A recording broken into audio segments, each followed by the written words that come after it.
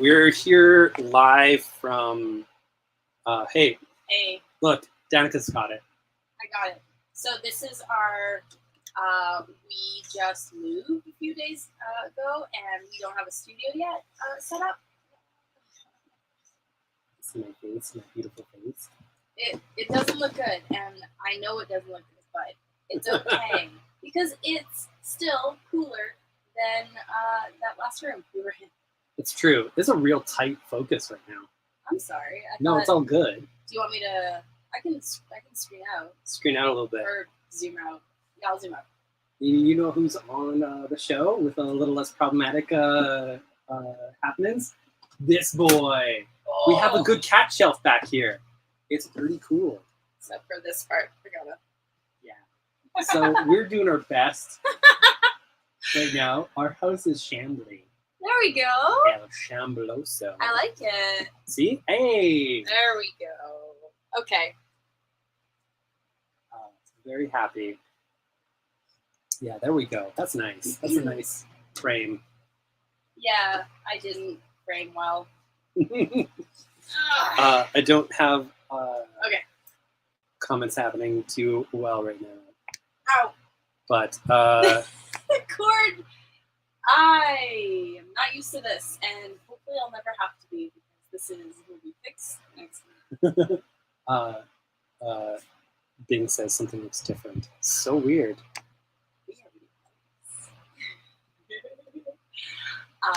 The other side of the camera is so much full of boxes that you're not going to get to see that. I'll just take them on a tour. Nope. I'm going to pick up the camera and just walk around. No. By walk around, I mean it's really connected to my computer, so it is not going to go actually anywhere further than about here anyways. Yeah. So this is what... I'm not used to the mic being this high. I do. Oh my god. Okay, so again, there's like a box digging into my thigh. The mic is a lot higher than I am used to. Brandon is getting music going, but you have this lovely view of our front window, which has a cat ledge, which is delightful. Both pairs of cats, because we keep them 2 and 2, have really found some good places, good napping places. They sure have. Yeah. Hey. Hi, Eric. Hi. I think it's been a while since you've been on, Eric. Yeah. Max has been asking about you. He says hello. Indeed, his butt has said hello. So it looks like I forgot to grab a number 1 this week. Which one? The big Avengers X-Men crossover. Oops. Okay, wait. Here, I'll find the solicit. We'll do the solicit, and then we'll be good. Yeah? The vague summary is the Eternals have traditionally fought characters as the Deviants. They've decided that mutants qualify, which is bad because the Eternals are pretty powerful. And the Avengers are sort of like, whoa, everybody, chill. How about we chill? It'll be great. This one, right? That's the one. Kieran Gillen, baby. I like that guy. So if you've been getting Eternals or X-Men or Avengers, just in cases. All right. In the land of the righteous, the X-Men claim they're the planet's new gods. The Eternals know that position is already filled with the ashes. The Avengers are about to realize exactly how many secrets their so-called friends have kept from them. Years of tension lead to a volcanic eruption as 2 worlds burn. Who has leaked the X-Men's secret to their latest foes? Who is Tony Stark? Wait, why is Tony Stark abducting an old friend? And who stands in judgment over the whole world? Dorks. Dorks and nerds. Yeah. Yeah, nerds and judgment. I mean, the stupid is going next to well. Eric, you're at a mall. Why are you at a mall? Mall stuff is like good enough for YouTube? That's wild. Not that it's a bad thing. It's just more like a, No, I was just well, dang. No, I know. Oh, okay. Just in case you didn't. Yeah, but is this song playing or not? Kids these days make noise.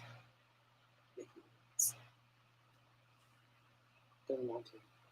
Oh. Because it doesn't want to make noise. Okay, just 1 second. Well, I can't connect it to my phone. No, I know. So. I'm going to. Here's Stack. Okay, 1 sec. We're doing it live. Heck it, we're doing it live. Honestly, this is about. Aw, I need no mercies. This is about as organized as I get these days. Let's see.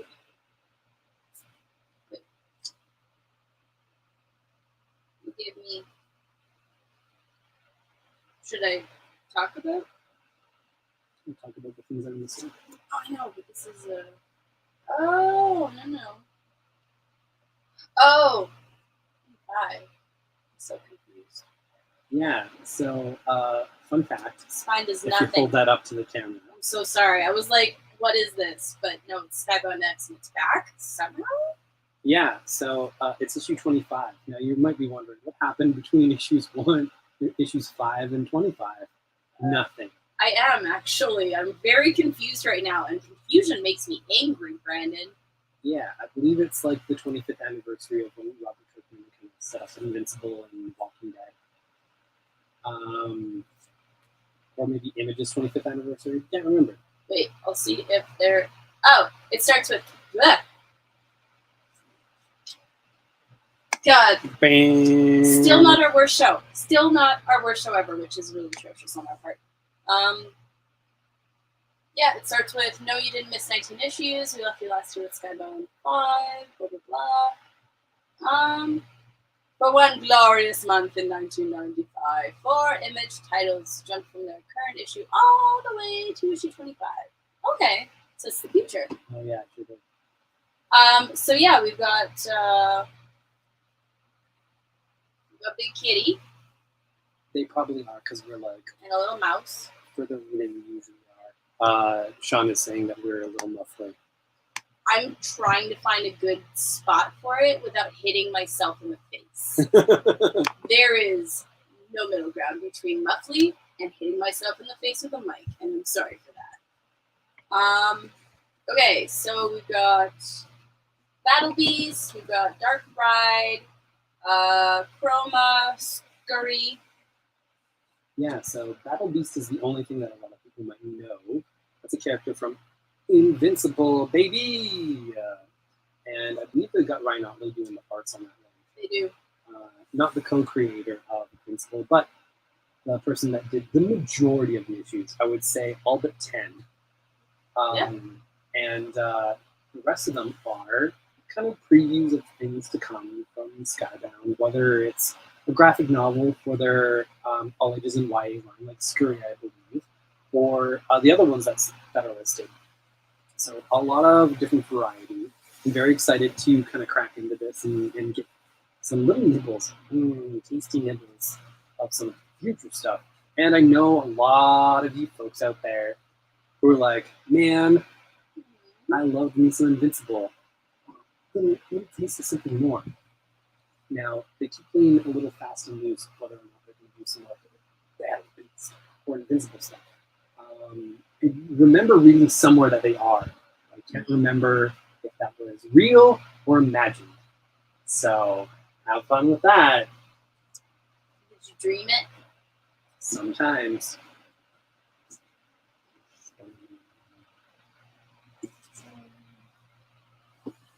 I'm going to hold this up. Please. I'm going to grab these and you do the... Yeah, I will have to. Okay. As we said, we're doing our best. Oh. The new house is doing good, but it's a little shambly right now. We moved in all of our big stuff on Friday, so things are still. And we're also small business owners, so the good news is My goodness, thank goodness for Andrew. Mm-hmm.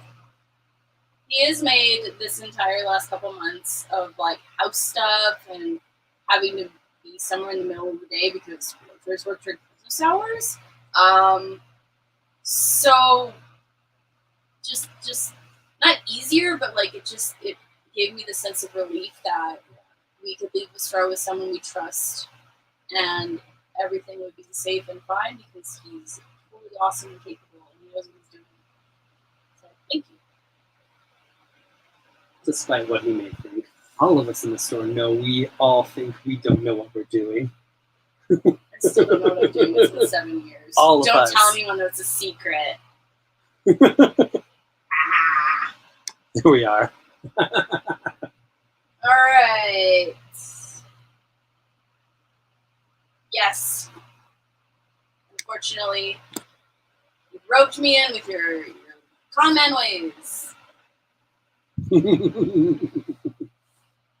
Absolute shenanigans. Chicanery and shenanigans. I love the term chicanery. I forget about it very often. All right, we've got Rogues Gallery. I believe it's Rogues. Rogues. All right, writer Hannah Rose May makes her comic debut with rising star artist Justin Mason for an all-new series with Declan Shelby. We like Declan Shelby. He's good people. My parents went to Ireland and got him to sign something for us. And it was great. The Purge meets Scream in a home invasion thriller that follows disenfranchised TV superhero actress Maisie Wade as she is terrorized by an unhinged group of intruders cosplaying her day job's arch villains. If Maisie is going to survive the night, she'll need to be the hero she has come to despise. That first sentence was really long. Well, also that is the first little chunk is a good pitch. Yeah. Oh, it is. Meets Scream, like I was not prepared for the length of the sentence, so I was like, oh, cool. I'm still reading. Breath. Yeah. Take a deep breath. No, it sounds good. It sounds violent. I don't know if you're gonna enjoy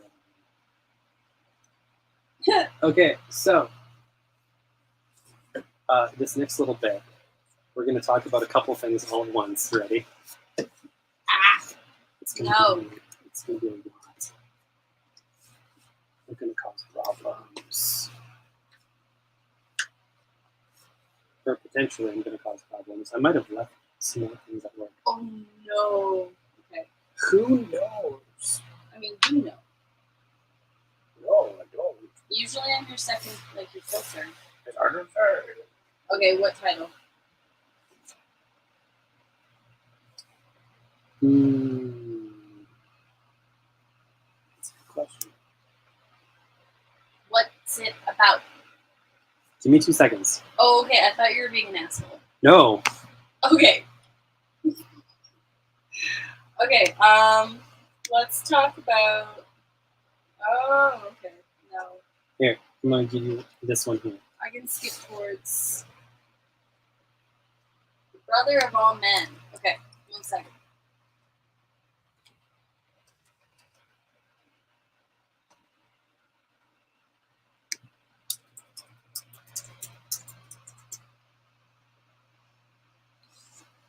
Oh no, I didn't forget. Oh, okay. Zach Thompson. I like him.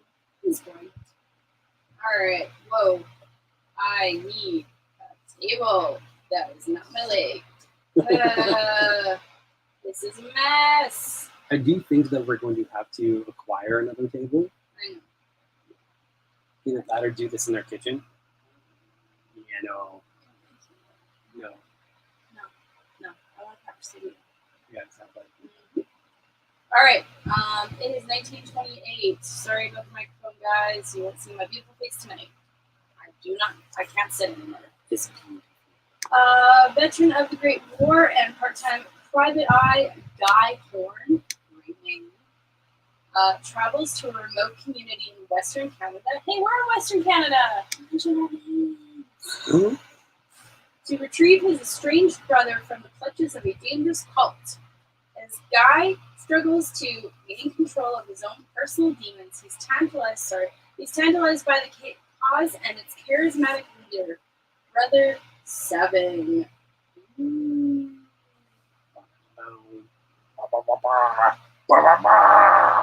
I'm gonna need more than that, but that's why we read the book, so it's okay. Stay tuned to social media. Stay tuned to social media, where we'll have the good. Hey, so I'm going to talk about something real fun right now. Okay. So, first off, Blink All right. from Hayden Sherman, the artist, and Christopher Sabella, the writer. That's a good creative team right there. So Blink. Yep.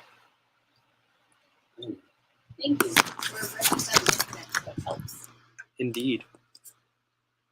Wren Booker was there. Was 3 when she was found catatonic and covered in blood on the streets of New York. Since that day, she's been haunted by a childhood she can't remember. After decades of searching, Wren stumbles upon a cryptic website streaming multiple CCTV feeds from strange rooms in a ruined building, and something clicks, setting off hidden memories that lead her back to a place she's seen in lifelong nightmares. Hunting for answers, Wren breaks into the building, but instead finds herself entangled in the camera-filled dark mazes of a decayed social experiment known only as Blink. Eisner-nominated Christopher Sabella and Hayden Sherman, Nick Filardi team up for a found-footage horror where uncovering your past will leave you trapped inside of it. Creepy, creepy, creepy, creepy. You know, we should talk about Oni. Do you have anything to say about Oni? We will in a little bit, because it'll ruin my segue. That's fair. Oh, you have a new logo and everything. Yeah, they've been running that for a little bit here. Also, by Hayden Sherman, a new #1 as well with Scott Snyder. I mean, he's okay, whatever. Yeah, God, how many freaking covers? Just one of the biggest creators in the industry today. Whatever, fine. Ugh, God. I mean, you can't go wrong with the 2 level. 6 weeks into the slow burn of the historic Arroyo fire, a crew of women from an inmate firefighting program are risking everything on the front lines when their newest recruit, a white-collar convict with a deep network of shady dealers, discovers they're miles from her crooked former associate's mansion. When she proposes a plan to abandon their duties and hunt for the riches under cover of smoke and ash, the team must decide if they're ready to jeopardize their one sure path to normalcy for a shot at a score that would change their lives. But is this flicker of fortune or a deadly trap? Scott Snyder and breakout star Hayden Sherman craft an unforgettable heist for the new age in Dark Spaces Wildfire. I'm very excited for this. Hayden Sherman with 2 #1s this week. But do you remember last week? I definitely had 2 of those covers the same. That's funny. Do you remember last week when he also did Above Snakes? He has 3 #1s this week, all of them with slightly different adjusted art styles. So Wow, that's talented. this is something to consider because a lot of these have probably been in the news for a while. Some of them hitting these launch points, like the Scott Snyder Dark Spaces Wildfire is the first book in an initiative from IDW to do more original content with creator-owned properties. Spearheaded by Mark Doyle, who was one of DC's best editors, and got let loose, I believe, due to Black Label shenanigans, where they showed Batman's peen and heads needed to roll. It wasn't that impressive, which tracks. For him? Yeah. It sure does. Anyways, he's been doing some great work for a while. like The Few, which is my absolute favorite thing that he's done in forever. It's sort of like a futuristic Lone Wolf and Cub, where like take modern society, push it in the future, and add like a Lone Wolf and Cub element to it. Absolutely outstanding. The issues were all oversized, along with Thumbs that did a similar thing with sort of like tech and using gaming and children as soldiers. Kind of like The Last Starfighter, but more dystopian. So phenomenal, but they use the space to let moments breathe, and so there's moments of sheer agony where they let it play out over pages, and it just hits you so hard. Hayden Sherman is outstanding. He also has done some previous work with Christopher Sabella, doing Cold War, which is also really good. And again, sort of more like a sci-fi epic. Super violent, super wild, a little bit of a world at war, if you want kind of like that sci-fi vibe. Get you some Hayden Sherman this week, because all of these books are super outstanding. And yeah, like Above Snakes sort of has that weird sort of definitely more Vertigo vibe to it that he's also actually doing with his Few creator, where it's like a little weird, like the book that I'm forgetting absolutely all details of.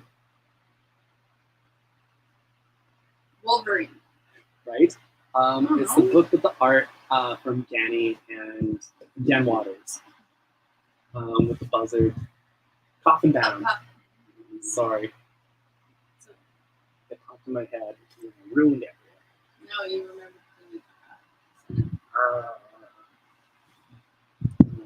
Yeah. Which is a super outstanding book. I hope they come around to doing their third thing, but like, DC's paying them both a lot of money to do things that pay them money.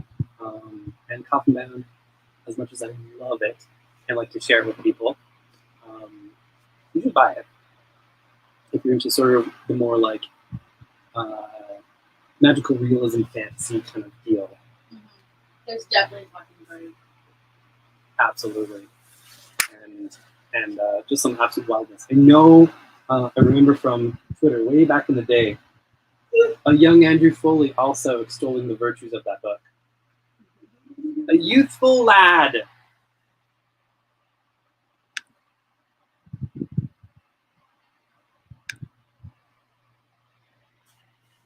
Dark Spaces is also going to be more of an anthology series as well, because Scott Snyder is building it as an anthology, where he's finding newer creators to essentially build platforms for. So a lot of what he's been doing right now is he's been doing a lot of his creator-owned work through Comixology, which gives him a platform to work with a lot of his larger known creators, and through the money of Jeff Bezos, give them some good paydays so that they can eat and still actually, I believe, own the works that they're a part of, but with sort of the caveat of like Amazon gets all first look deals. But through his Substack, he's actually has been doing comics writing and comics industry lessons and building that. And this is sort of like a third prong where he's actually kind of platforming a lot of people who are trying to learn, trying to get bigger and whatnot. And he's kicking it off with himself, because that's how you sell comics these days. Hooray! So yeah, I just wanted to pop that up there.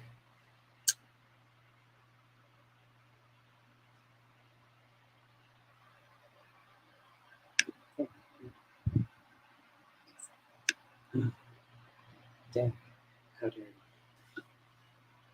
So here's where our segue is going to be. Oh. Are they reprinting it in single issues? No. Or is it new? So this is one of the first books from Pony Press that really came out, really grabbed everybody. Maybe that they still have permission to reprint. I don't know. But it was one of the first things that really kind of like made them as a company. It's called Whiteout from Greg Rucka and Steve Lieber. It's about a woman who is working in Antarctica. There's crime that happens and things need to be solved. You might have seen the movie that it's based off of. Greg Rucka talks about it occasionally as like everyone was well intentioned, but it didn't quite end up clicking. And now he's got himself some old guard happening. Old guard money, baby. Old guard money. I cannot wait for this. It's coming out soon. There's a trailer, I believe. I can't remember if there's actually a trailer or if they're just like ramping up some stuff. I can't remember. But this is the first in a few different 25th anniversary Pony Press printings.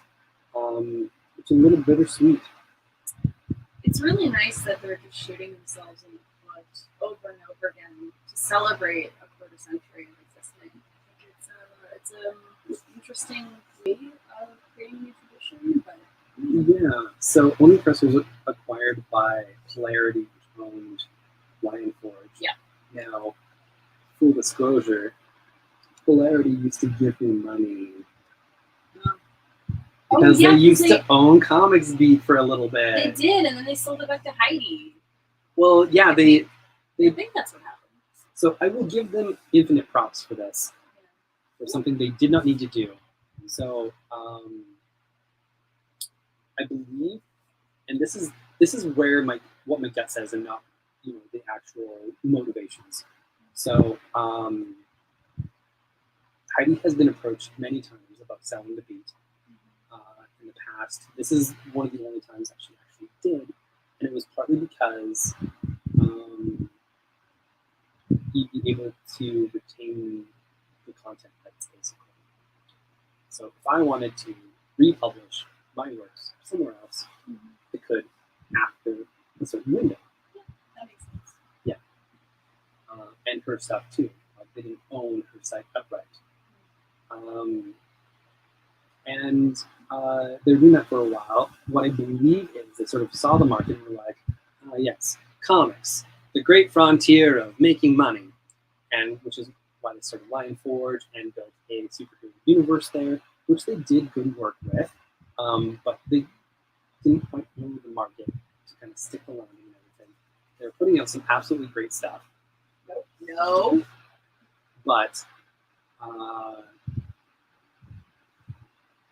they weren't getting the returns I believe they wanted from Comics Beat in terms of what pay scale was for a lot of things, and decided to let that pass and let Heidi keep the site, all the improvements that were done to it, that they shelled out the money for, all the content, just full on, just sort of like, hey, it didn't work, here you go. Pretty cool, honestly. Probably not. The nicest business agreement in the history of business agreements. Which is why I give them the smallest bit of leeway. And I say the smallest bit of leeway because what they've done lately is just pure Horseshit. Yeah. So they've let go so many of their people. And this is all, I believe, part and parcel of leaning up the company for sale. Oh, that sounds well. Yeah. So basically, Polarity came into the comics business basically looking to make bigger money. And so that's not quite working out for them. They acquired Pony because Pony was kind of like getting some cool things out there. And honestly, their content that they're both producing really lined up. If you don't fire the people responsible. Yeah, so when Lion Forge and Pony merged, they definitely fired a bunch of Lion Forge people who were a lot of Scooby-Doo, right? Mm-hmm. Yeah. Folks, including Skeens, who did Rolled and Told. The editor behind that, and archival quality from Oni, I believe. I liked that one. That was so sweet. It's so good. And Steve was also the person who was just like, so, I haven't been sent my proper royalties from you. So there's some stuff happening with Oni. which is very sad because the things that are produced are absolutely fantastic. People that look are absolutely fantastic. Zach Soto is still there as far as I know, and if you can follow his Twitter, which is unlocked. He's also kind of retweeting everybody, being like, "Hey, this is bullshit." Protect your copyright. See if you can get your stories back. Yeah, I've always loved Zach Soto. He's the guy who did Secret Voice. I love those books. He's pushed me through recommendations to find a lot of weird, more indie stuff. Good people, and also one of those folks who have never been quiet. And so when all this was happening, like, it looks like he still has his job, and he's still like in these streets being like, "Yeah, but you know what? This is bullshit." Like, Zach Soto is good people, and still I believe he has his job. Probably because he is like lower on the pay scale. Yeah. And these situations, these bigger companies that come in expecting to turn around and make money, the comics industry, blah blah blah. If things don't work, and this goes for like you work for an insolvency firm for a little while. These companies will like buy things and gut it so that they can flip it around and sell it. And there's like this whole money process to it. So yeah, the things that are happening with Pony Press says nothing about the people who are actually owning Press. Great people making good content. They put up a lot of good stuff this week, like Blink, and have been working hard to keep things running for a while. Although in hindsight, it does look like when they're having some problems, like with printing times for a lot of their projects. Things were afoot, especially with like when they were quietly fired for 2 people at the tippy top. Very quick and That was the first thing that happened. So, but professionalism, right? Of the people who were let go, just absolutely outstanding people who I do hope land very nicely in a lot of places because they're absolutely phenomenal and they know the comics industry. They know good stories. They know what to look for. They know who is great at this craft, who is vital to telling stories in a certain environment and to building things. So, R.I.P. Oni, kind of. Happy 25th anniversary. I'm very happy to have as a whiteout number 1 because one of them is my Yeah, I should agree with that. I like Rocco. He's done a lot of good stuff. And you have a lot of his fiction, which I've also enjoyed. Obviously, that's fiction too. Sorry. His first book, I want to say it's Keeper or Finder. I know Finder Keeper. That makes sense. Right? Yeah. It's one of the two. Is essentially about Atticus Kodiak. One of the best names in detective fiction. Bodyguard. Hired. Such a terrible name. I love it so much. Yeah. Hired to protect doctors at an abortion clinic. Yep. Any relevancy to today? I don't know. But anyways, Greg Rucka on this kick since day 1. Yeah. Having fun today, babies. I'm just seeing when that was published. I'm going to invent a beer and call it Grog Rucka.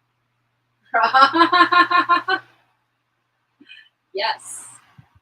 Oh, no, Keeper then Finder. That was 1996. So Keeper, Finder, Smoker. 96. Baby. But there's been 7 out of his books. I think I'm missing a couple. I think you are. We've got to get them out. Well, they're in boxes in a storage locker right now, so we're not going to get those until we've got other things sorted. And then I'm going to load this place with books. Yeah. I mean, it's already loaded with books. We've got one bookshelf up. We already moved it once, but now it's in the Yeah, and we're adjusting some other stuff. We're going to get a lot of built-ins, baby. So we've got some projects coming down the line. So some temporary stuff incoming, basically. And we can shift and just to a new space. Yeah, if you ever find, actually, wait, you can probably read the rest of this. No, a lot of his stuff is out of print. It is? Yeah. Oh. Okay, well, if you ever find it at a used bookstore, that's pretty much where you'll find the paperbacks. It's part of the reason why I've been doing it, but I do highly recommend checking out any book that you see from Greg Rucka. You can find them at used bookstores. I feel like there's certain things that read better in just sort of like the little baby paperbacks.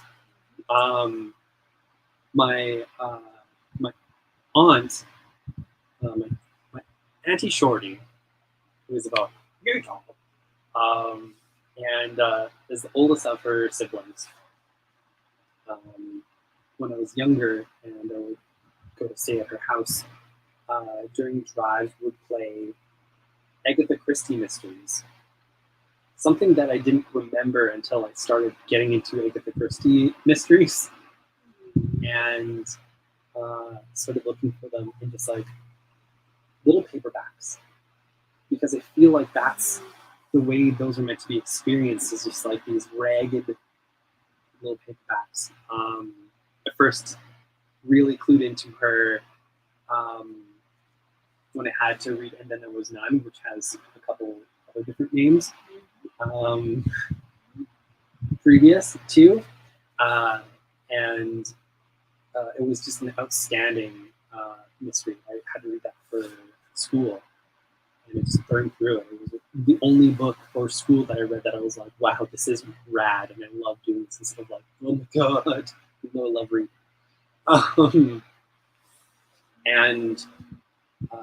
So when she found out that I was getting into Agatha Christie, she was like, you remember those rides? And I was like, I didn't know who that author was. I just remembered listening to those being like, wow, this is a good mystery. We played audiobooks. And she has been upgrading all of her fantasy hardcovers, which is why one of the times she visited, she just came with like a large bag filled with like Agatha Christie's, and I'm only missing a few outside of it now. So it looks like a couple of the Atticus books are like one or two, and then a lot of the Queen Country novels he did. So, I mean, just go to variantedition.com or variantedition.com, sorry, and Greg Rucka in the search. Yeah. See and Queen and Country, absolutely outstanding. He keeps starting to go back to it one day, but Queen and Country, he did more real time. And somewhat infamously, which caused some delays, I believe for the second arc, did a story about Al Qaeda that came out a couple months before 9/11. And then everyone's like, whoa, how did you know? He's like, I do my research. I didn't know this was going to happen. And then the first Queen and Country novel actually starts with a bombing in the London Underground that was mirrored several months afterwards. Greg Rucka's talked about that kind of stuff, just being like, hey, that's the second part about kind of like doing a lot of research and trying to tell good, consistent stories, is that a lot of times when you're extrapolating, the real world's like, yes. Yep. I mean, a lot of things that happen isn't because the writer saw the future or figured it out. It's because it's the most likely thing that would happen. It's Occam's razor. This is what a terrorist would think. This is what a bank robber would think. This is what a murderer would think. They didn't make it into being, and it's interesting. It definitely is interesting, but it's simply the fact that humans will always act a certain way. Yep. Woof. We're 20 minutes in. Okay. All Alright, I've got She Bites. The art in this actually looks really cool. I do find Scout to be getting this. It's true. Elsie Baker is a 134-year-old vampire embodied in a little girl. Sick and tired of stupid adults treating her like a lost little girl and not letting her buy cigarettes, Elsie decides to hire a babysitter to be her chaperone. Enter Brenda Zielinski, a suicidal teenager in search of some quick cash so she can buy a one-way ticket to Scotland to jump off a cliff. Despite the generous payday, it turns out the babysitting vampire might be more trouble than it's worth. Hoping it's a little more considerate than the Solicit. Yeah, that's But that's something. and a lot of times too, I do find that the art of solicitation is really rough. Oh, yeah. I'm gonna do this a little quick here because this is self-explanatory. Mad Balls versus Garbage Pail Kids. That's what it is. Mhm. If you know these things, that's what it's for. I don't mean it facetiously. It truly is just sort of like, man, what? And if you have that reaction, this is for you. And if you don't, it truly isn't. That's okay. But the art in it is very much what you're seeing on this cover. So really hits those points. All right. There's so many books to talk about. Okay. Oh my gosh. Okay, we're just. Start grabbing random books, baby. All right. We have Getting Dizzy. Shaboom. All right. Dizzy is a 15-year-old girl who wants to be the best. The best of what? She hasn't figured that just out yet. The best. When one idea after another fails, she's ready to give up roller skating and tell the Negatrix is attack. Under the mantle, the verb different. Dizzy finally has a chance to be the best, but only with the help of her skating crew, Chipper, Scarlet, Peyton, and Agatha. First, she'll need to learn how to use her colorful powers endowed by the blaster bracelet, helmet of help, and speed enhanced skates. But in order to save Roseburg from the negative Negatrix energy that's flooding the town, she'll also need to overcome her own self-doubt and her emerging Chosen One complex. The Chosen One complex. Oh, it's Boucher Fontana, who's done Monster High and DC Supergirl Girls. Oh, and the artist, Celia Moscote of Juliet Takes a Breath, the graphic novel adaptation of that. There you go. So good. We've got Justice League Infinity. So if you were ever like, man, I like those DC cartoons that they did, guess what? Friends, it's a continuation of that. As it says here, from JLU producer James Tucker and series writer J.M. Dominguez, comes a all new season starring World Heroes. You get your good stuffs, including Superman fighting like Red Sun Superman, but animated style. Baby! Red Sun Superman is Superman if he had landed in the rush. Nice. Das Vidania. Oh, wait. I can have room. 1 sec.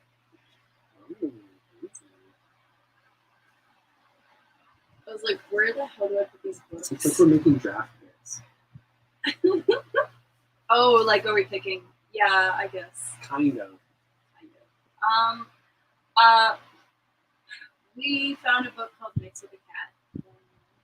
It's no surprise to me that's way too aggressive. How did that happen? When Pluto comes home tired and late, all he wants to do is spend time with his sister's cat, Kiwiruga.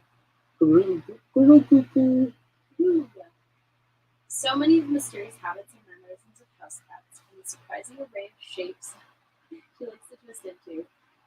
To the bizarre challenge of getting him to his lightning fast mood changes are carefully reproduced in this relaxed and cute comedy. It's a baby. I love it. I love finding cat comics. This one is really cute because it's a lot of manga is black and white. This is brought some like really nice little splashes of green, little splashes of yellow. I love that tweet that was going around a little bit ago. That was like ages of cats. Yes. And it was like 1 to 3, baby. 3 to 5, baby. 5 to 7, baby. 7 to 10, baby. 10 plus, elderly baby. They're always baby shaped, though. They don't get bigger and bigger and bigger. They just stop.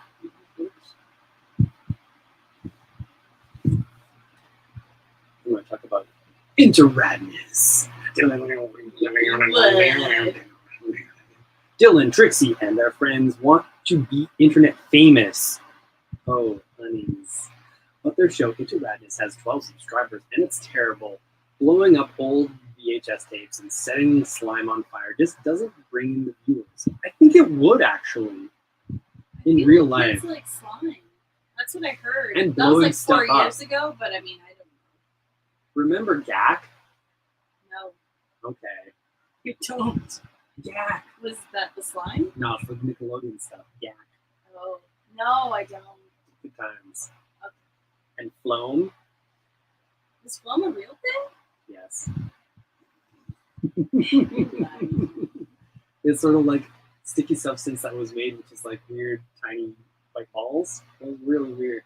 Oh. It was gross. Gak was like weird because it would make like farting sounds if you plugged it into the weird slime container that it came in. You'd be like, ah. It was just like weird goo. I feel like 90s kids are a huge reason why we're at this part with climate change. I'm not gonna lie. Hey, do you remember It's- green ketchup? Yes. I was a very picky child, though. I would never have bought it. So weird. Never. We were into some weird stuff back in the day. Anyway, 90s children, part of the problem. So yeah, setting slime on fire doesn't work. But freaky things are starting to happen in the city of Back Alley. When the teens are filmed defending themselves from an oozing zonked creature, they become overnight celebrities. Oh, and that creature? There are more of them roaming the streets. Friendships are strained and battle plans are drawn as 6 teens descend.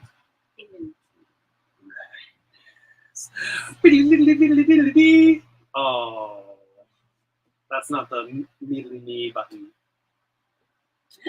Public domain spooky button? Yeah. All right, let's see here. We've got. We can arrange this, John. One of those things around.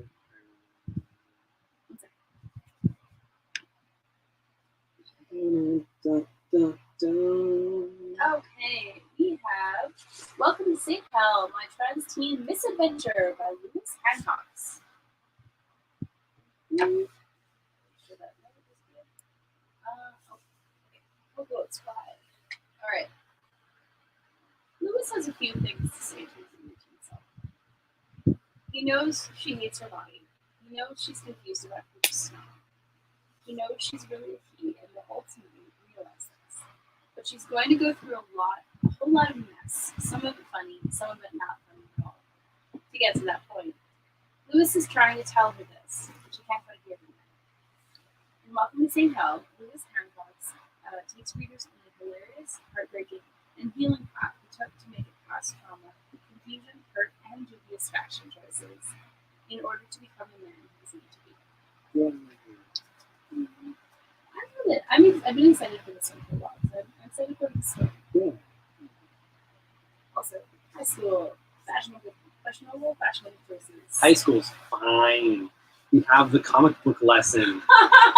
Breeze past it. From Mark Crilly. One of the reasons we were up on this is, hey, you know what happens when you go to a school book fair? A lot of kids ask, do you have any books about making comics? And a lot of them are a little dry for like 10. There's like Make Your Smile, which is really great. We need to order more of. Yes, we do. But there's a new one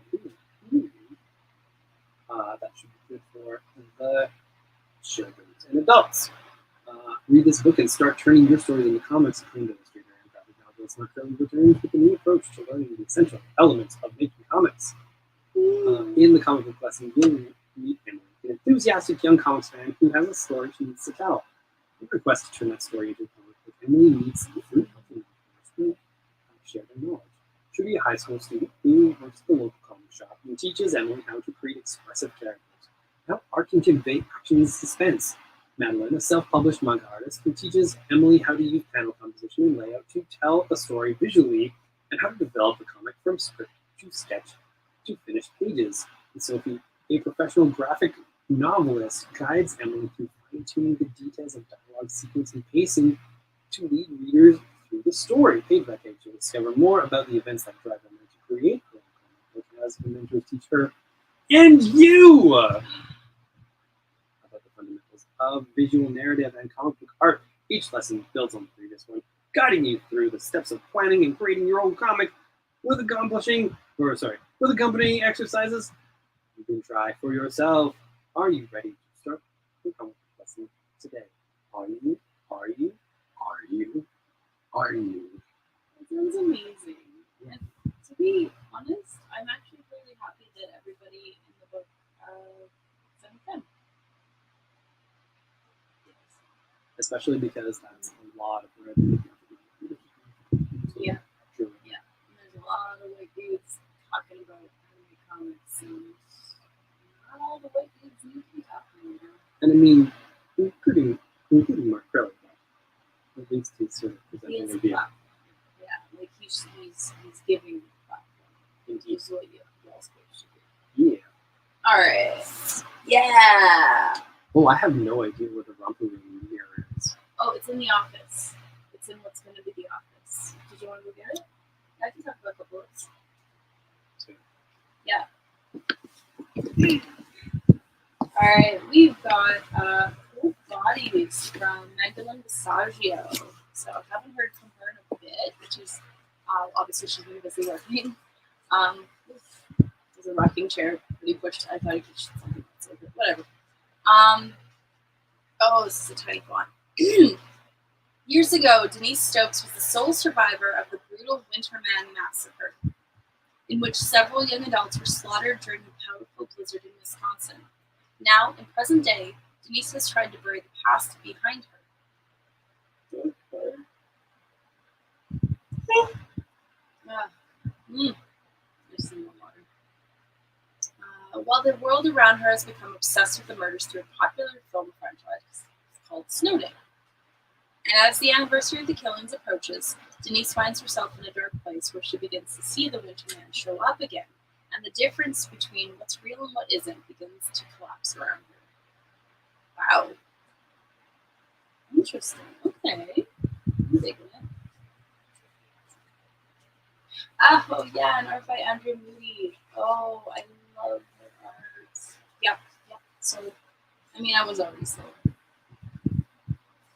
Alright, let's see here. We've got Supergirl, Woman of Tomorrow.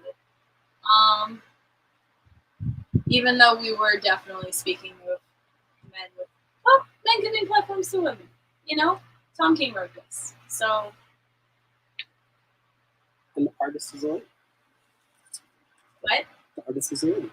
Oh, wonderful. Artist is a lady. I didn't know that. Sometimes I can't tell by the names, and that's okay because that's not my business. Their gender is not my business. It's Kara Zor-El has seen some epic adventures over the years. She now finds her life without meaning or purpose. Here she is, a young woman who saw her planet destroyed and was sent to Earth to protect a baby cousin who ended up not needing her. What was it all for us? I know, right? Babies don't need us. What is that? Wherever she goes, people only see her through the lens of Superman's fame. Just when Supergirl thinks she's had enough, everything changes. An alien girl seeks her out for a vicious mission. What's it?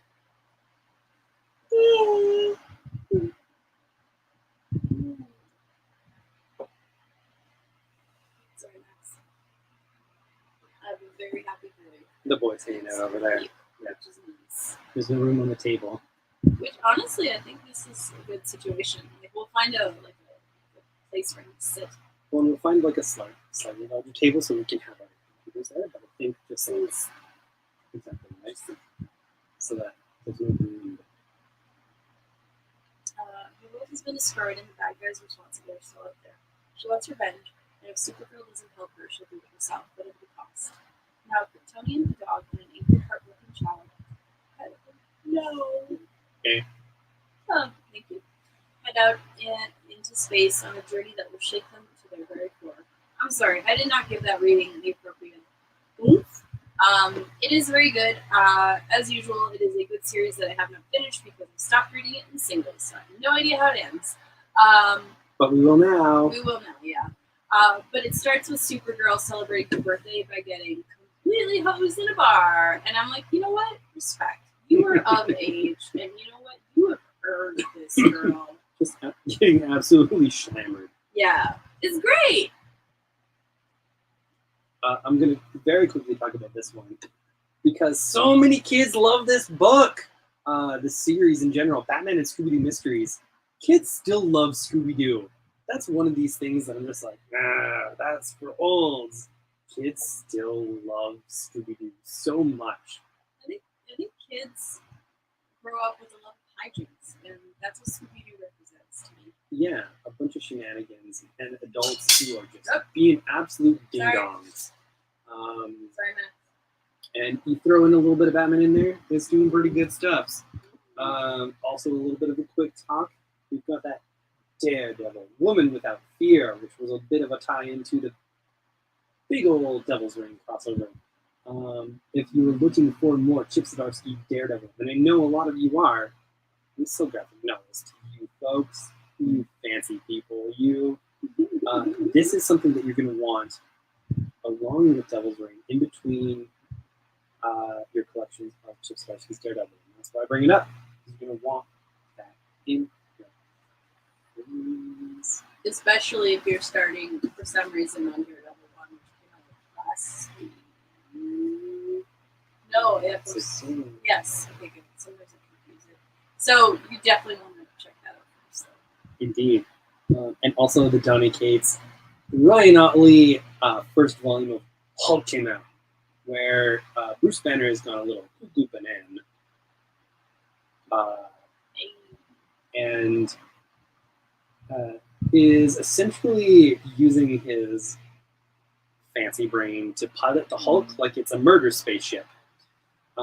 It gets wild and very hulky. If you're into big smash energy, and I talk about that in terms of superheroes. You didn't think about what you said before you said it. Then you were going to really enjoy this book. No follow-up questions, please. If you're into you. big smash energy, we have a consensual smut section, which you definitely should look for either on our website or in store. I love this so much. That made me so happy. I want a shirt that says Big Smash Energy. Oh, no, you don't. I do, because I can very easily pivot that. I love it. Depending on the audience. All right. I was like, is this one going to be sad? Because I didn't want to veer it. Oh, okay. Should I go for?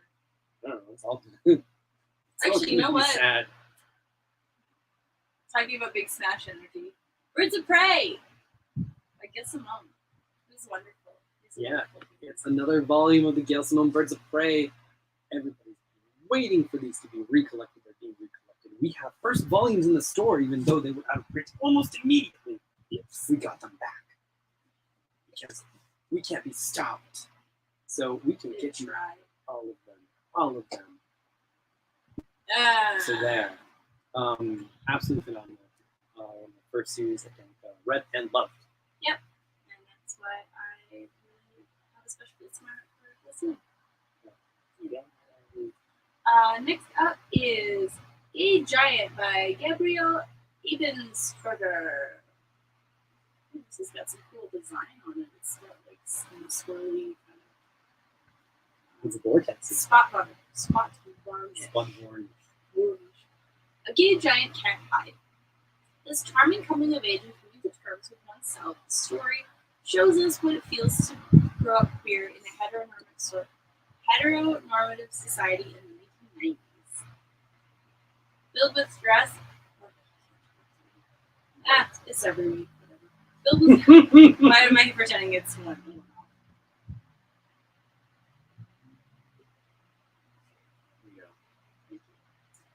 Filled with pop culture touchstones from Cher to Steven Tyler and Jurassic Park to Grey's Anatomy, this book navigates both the joy and the pain of puberty surrounded by ignorance, and homophobia. How do you love yourself if you've learned so well to hate yourself? Wow, question of the century. I'm not even joking. Sorry. For all of us who have ever felt bizarre, damaged, or strange, we are shown that all is full of love, and that true acceptance must come from within yourself. That's really sweet. I like it. All right, I'm gonna do this one. You don't want to end with this, or you want to end with the sad one? I mean, it's potentially sad because it's like indie manga. It's probably. I'll read it while you're doing that. We've got the collected edition of Suicide Squad. Get Joker from Alex Moonleave. What done the arts for the Daredevil Brian Bendis and a whole bunch of rad things over the years. This is Brian Azzarello doing his story stuffs. Being chocolate and no beans because he was told no. I don't know that to be sure, but I assume he learned the Joker must die. Tasked with ending trail of broken and bloody bodies left by the clown prince of crime, Amanda Waller's Suicide Squad, now led by Jason Todd the Red Hood, must hunt down Batman's greatest foe in hopes of putting him 6 feet under. The former Boy Wonder agrees to help track down the Joker, out of both duty and a lust for revenge against the monster who once killed him. Brackets, so how'd he come back? Even he's not sure. Now, side by side with some of the world's most ruthless villains, including Harley Quinn, Firefly, and Wild Dog, the Red Hood must decide whom he can trust and who's really pulling the strings of the Suicide Squad once the Joker turns the tables on Task Force X. That was fun. That was fun. And it was like the perfect song, too. I like doing weird voices. Like, you got a weird voice, you got like a sexy saxophone for some reason. It's all working. 90s sax, baby. Woo-hoo! The sexy phone. All right. Next up, this is very different. Talk to my back. It's sad. Yes. Okay, so this was originally published it was serialized between 1981 and 1984. It explores the fraying of Japan's suburban middle-class dreams through a woman's relationship with her 2 daughters as they mature and assert their independence, and with her husband, who is rarely home but expects his wife to fulfill his every need, like some kind of dummy. Ding dong. Yeah. Let's see. Originally serialized. Are you a ding dong? Be a ding dong. That's rule number 1. Talk to My Back poignantly depicts the relationship between family, domestic inequality, and personal freedom, and occupies a sacred place in the history of women's cartooning in Japan. So, yeah, no shade at all. I was just kind of laughing because I knew it would be like a heel turn. I love Jean and Quarterly. I love their manga and manhwa, like etc. They do absolutely outstanding working curation for all of their stuff. I did see, and I put up both Robin and Jason saying almost the same thing at the same time. It's so good. On 2 different apps. Wow. Thank you so much. Thank you. I like our new digs. This is a very temporary setup. We're going to be in the spare room, hopefully going forward, but we'll find out, especially because I think our flooring stuff happens in the next couple of weeks here. So. Yes, I forgot to call Steve today, so I don't. Yeah. He did give us a timeline, but yes. Anyways. Yeah, no worries. We'll figure it out, but once the flooring is done in the office / studio / everything else, we will be able to make something more concrete. This was completely slapdashed. Makeshift, etc. Yes. So, but you know what? Who seems to like it is Max, because I'm holding his paw right now, and he's very happy. He's very happy. Yeah. All right, folks. It's going to be a weird one because I'm going to be looking through this magic mirror, but definitely over this way. Oh. Oh, good. I'm glad we were still on the right place because I just get that. Either that or I'll just sort of like, hey everybody. It's very nice to see you out there. Thank you for checking in on us in our news space. Wow. Yeah, we're so excited. It's been really good. Like it'll be nice when things are a bit more sorted. We don't live in boxes, but we have access to couches and chairs. And also the spare room looks wonderful. When I got home, you're like, I didn't do much. It's mostly clean and done. Ridiculous. So whatever. Yeah, so this is the part of the show where we look out through the magic mirror and say thank you for watching. We see you. That's fair, Jason. I'm sorry. I have the mic at a completely different angle that I'm not used to. So I apologize for the sound quality. Yeah.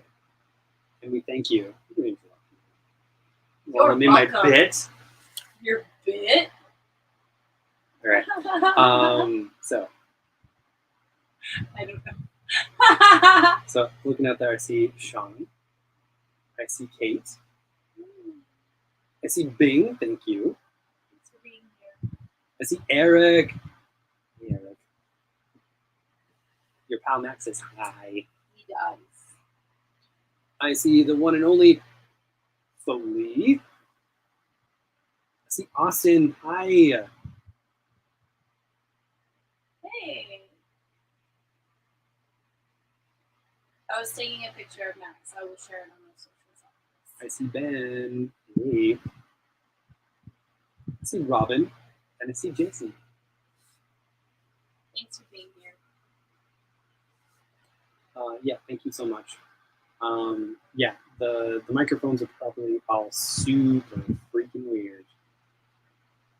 But yeah, we'll figure it out. I plugged them all in, so maybe that's something I did. I don't know. Or I might just be not talking close enough to it. Like it's so much higher than it usually is. Yeah, or like I have the dials all weird because the dials were everywhere. Yeah, that's fair. So I didn't mess around with the dials, but it should be fine. I made sure we were all in the right numbers. yeah. So next week will be an improvement. I'm not saying it'll be better, but we're starting to bar pretty low. Like I said before, though, still not our worst show. Our worst show was when I was dying on film and I broke a glass and I was sneezing and I was miserable and then I went downstairs and cried to my mother because I'm an adult. yeah. I was not happy with myself or my behavior, and you had to do the show. Good times. Or nowhere. Thank you all for watching. We'll talk to you all again soon. We're going to not clean for the rest of the Yeah, darn right. We are just going to read comics. Mm-hmm. Champions. All right. We'll see you at the store. Love you. Bye. Bye.